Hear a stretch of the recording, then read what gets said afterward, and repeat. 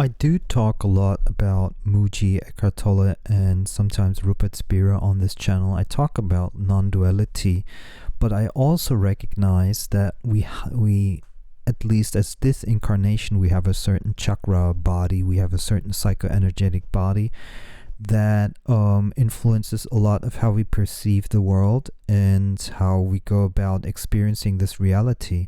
And you can of course negate the whole reality, but I always say, like, if you're in a garden and the garden presents a fruit and you're hungry, are you going to pick the fruit or are you not going to pick the fruit? And the enlightened would say, okay, let's negate everything and just pick the fruit when you're hungry. I say, why not create a beautiful garden in which you can pick your fruits anytime, and any fruit you like at this moment in time. And the thing is that I'm 44 years old now, and I have to recognize, looking back at life, that everything that has come to me, or everything that has been experienced has been related to probabilities. For example, I started being a tantra masseur, right? So how did I become a tantra masseur? I actually put up a blog talking about it. If I hadn't put up a blog talking about it, the probability would have been 0 that I would have had done 1,000 massages. So basically what I'm trying to say is that in order for things to happen, you have to do something, and either you do it intuitively or you do it consciously, whatever, but you have to do it. And if you negate everything, then literally nothing happens. Somebody has to put the crop in the earth, and somebody has to receive harvest whatever comes from the earth. And if you don't do that, you're gonna die, or the body's gonna die. And some people say, okay, that's like the Ramana way, the most extreme, enlightening, and some people want to go that way, but it usually ends up in huge disaster, financial disaster, and you are basically homeless on the street, and that's how you're gonna enjoy your whole life. I don't know. I mean, there's some people that you see, it only works in countries where there is some kind of support system. If there's a country without support system, it doesn't work. It just doesn't work. And if you do it in India, you might go from village to village and receive something from the villagers. Try the same thing in Germany. If you use the support system from the state, that works also. But I mean, there are countries where you don't even get support from the state and not from the people, so you would basically die.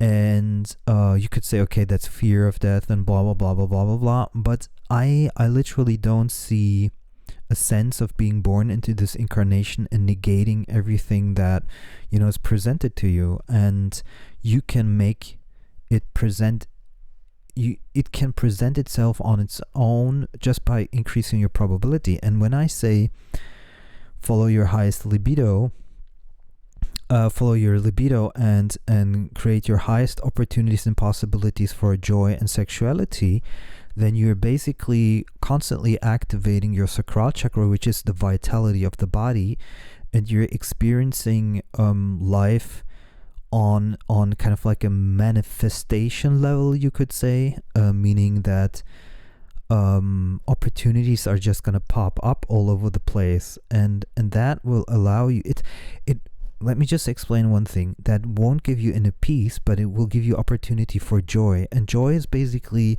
the same thing as if you had a child and the child wants an ice cream, and the parent says, yeah, sure, we're gonna have an ice cream, and then you just feel like natural innocent joy by being able to experience the fruit that this incarnation gives you.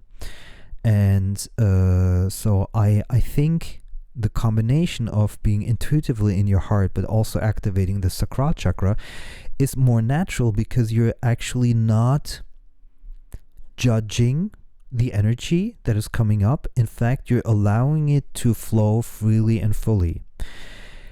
And there comes another thing, like okay, let me explain. The sexuality is a big thing also with the libido and sacral chakra.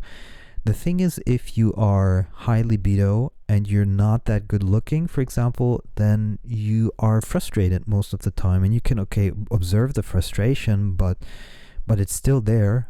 It's still there, and you can say, okay, I'm not and you can see that you're not the frustration, and then it maybe subsides a little bit, but the energy is still there. The energy of that, I wish I would experience that. I wish I could pick that fruit.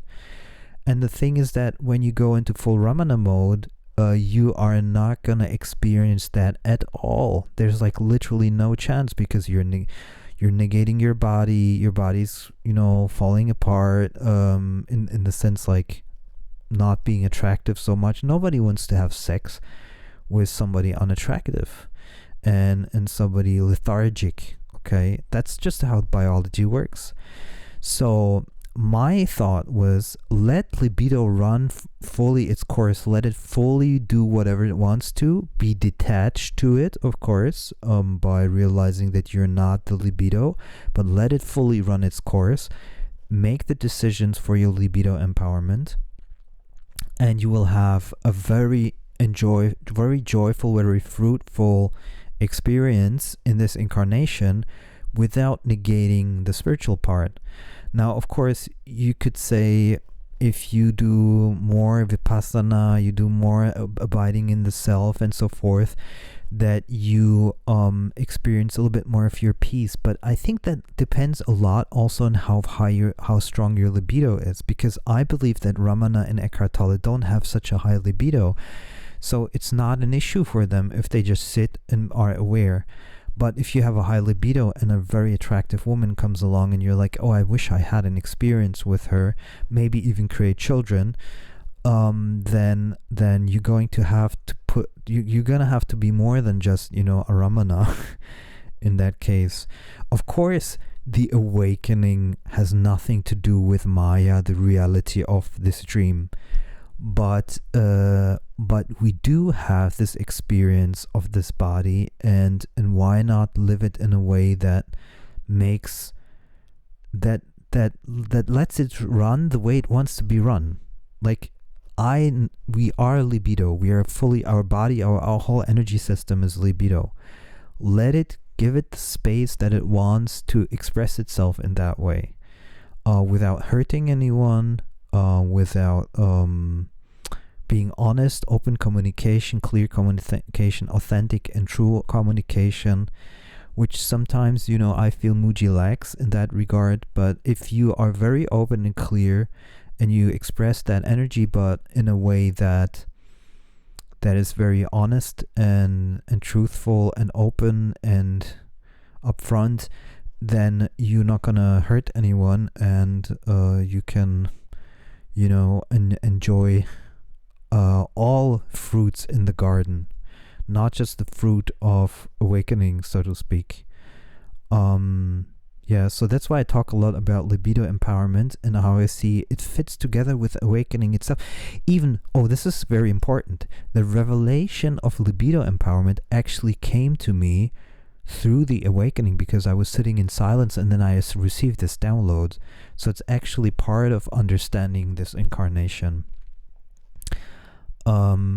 Just wanted to share with that thought, because a lot of people that go in the direction of Mooji and everything, they negate everything, and then they sell everything, don't have anything, don't have a house, and then they become into financial trouble. They don't know where they're gonna get food next from.